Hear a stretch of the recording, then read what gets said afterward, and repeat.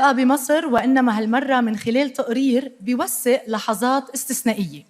أكيد استثنائية طالما عم نحكي عن زيارة للنجمة نادية لطفي بالمستشفى وتكريمها بدرع المهرجان قبل ما ترحل عن عالمنا، وبرحيلها خسرنا نجمة ما بتتكرر.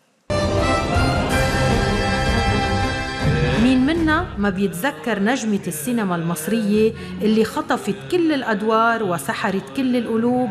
النجمة الجماهيرية نادية لطفي فارقت الحياة ب4 فبراير عام 2020، ولحسن حظ لجنة الزمن الجميل قدرنا ندخل المستشفى بأواخر عام 2019 ونوثق آخر إطلالاتها من داخل المستشفى، هي وعم تشكرنا على منحة درع تكريمي من الزمن الجميل.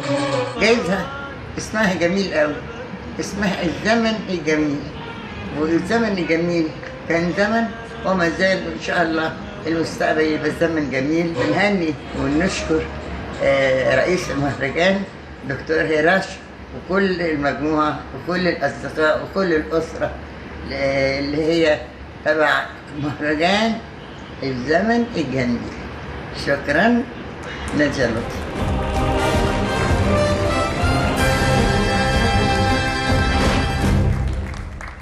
الله يرحم نادية لطفي وكل العمالقة.